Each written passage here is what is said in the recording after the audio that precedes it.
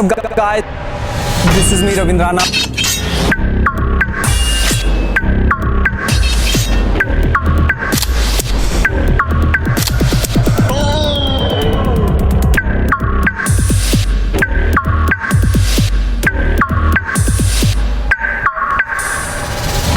Welcome back to the new video.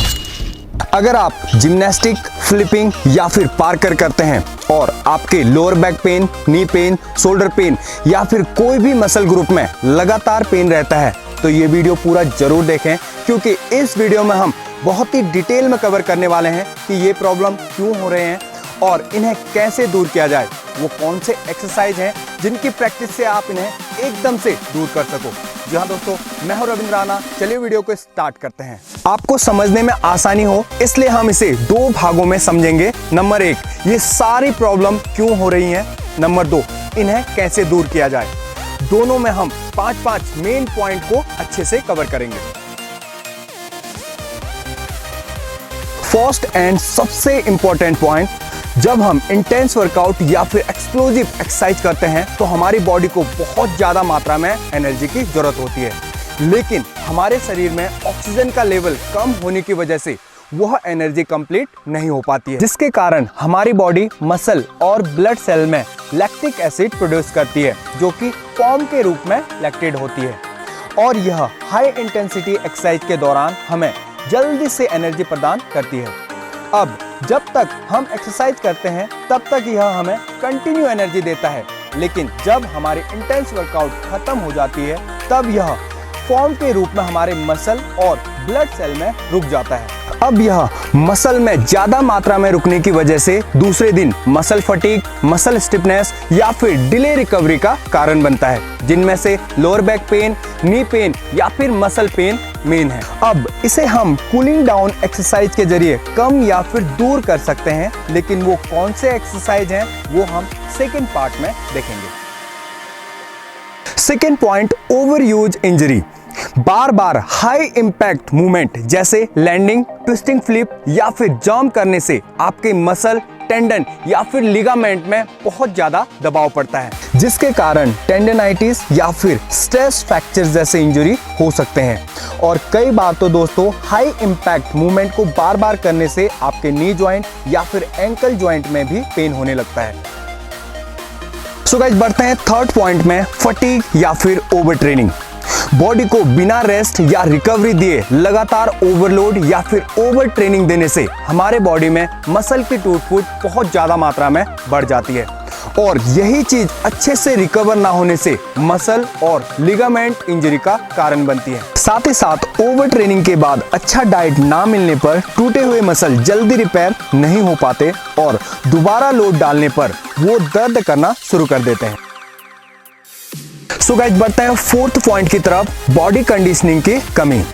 दोस्तों, body में strength की कमी, फ्लेक्सिबिलिटी की कमी या फिर मसल माइंड कनेक्शन की कमी के कारण भी जिम्नास्टिक या फिर पार्कर एथलीट में इंजरी के चांसेस बने रहते हैं, क्योंकि दोस्तों ये सारे फिजिकल एबिलिटी बहुत ही जरूरी हैं किसी भी फ्लिप, जंप या फिर लैंडिंग को सेफ तरीके से या फिर इफेक्टिव तरीके से कंप्लीट करने के लिए। और जब आपकी बॉडी में ये सारी एबिलिटीज की कमी होती है तो कोई ना कोई इंजरी आपको हो सकती है।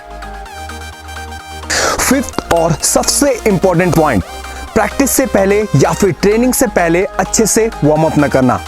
एक बहुत बड़ी जो गलती हम करते हैं दोस्तों, ट्रेनिंग से पहले या फिर प्रैक्टिस से पहले अच्छे से वार्म अप और स्ट्रेचिंग को ना करना, जिसके कारण हमारी बॉडी तैयार नहीं रहती है मूवमेंट को सही स्पीड से करने के लिए। ब्लड फ्लो लो रहता है और एकदम से हाई इंटेंसिटी मूव करने पर हमारी बॉडी उतना अच्छा रिस्पॉन्स नहीं देती, जिसके कारण हमारी लैंडिंग खराब हो जाती है या फिर बॉडी बैलेंस अच्छे से नहीं हो पाता है और इंजरी हो जाती है। नाउ अब इन सारे प्रॉब्लम्स को इन 5 पॉइंट जो कि मैं सेकंड पार्ट में बताने वाला हूं उन्हें अप्लाई करके दूर कर सकते हैं।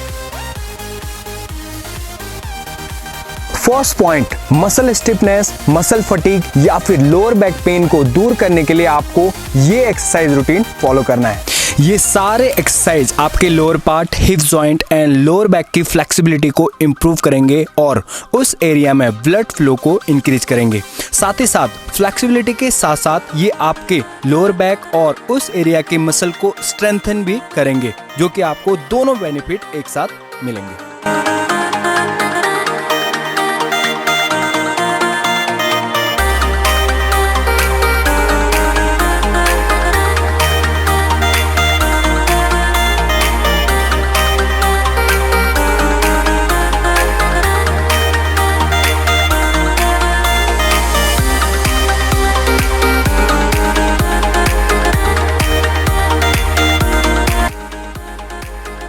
सेकेंड पॉइंट, आपको डेली हाई इंपैक्ट फ्लिप या फिर मूवमेंट प्रैक्टिस करने की जरूरत नहीं है।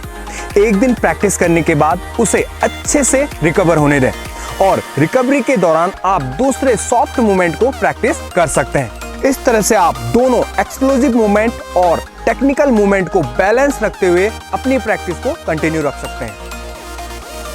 थर्ड पॉइंट, ओवरलोड या फिर ओवर ट्रेनिंग देने के बाद बॉडी को अच्छा डाइट या फिर रेस्ट देकर रिकवर जरूर करें। ध्यान रखें, डेली मसल को ओवरलोड नहीं देना है। ऐसा करने पर मसल में तनाव बढ़ते जाता है और मसल स्ट्रांग होने के बजाय कमजोर होते जाता है। फिर एक दिन हल्का एक्स्ट्रा लोड पड़ने पर वह टूट जाता है और आपको इंजरी हो जाती है। बट आपने ऐसा बिल्कुल नहीं करना है। फोर्थ पॉइंट, अपनी ओवरऑल मसल स्ट्रेंथ को एक्सरसाइज के जरिए स्ट्रांग करना, यानी फ्लिपिंग के साथ साथ आपने स्ट्रेंथ ट्रेनिंग को भी अपने वर्कआउट में शामिल करना है, तभी आप बहुत जल्दी और इफेक्टिव रिजल्ट हासिल कर पाएंगे। सो गाइस, बढ़ते हैं फाइनल पॉइंट की तरफ। एक और सबसे जरूरी पॉइंट, किसी भी प्रकार की फिजिकल एक्टिविटी से पहले आपको इन एक्सरसाइज से वार्म अप होना है।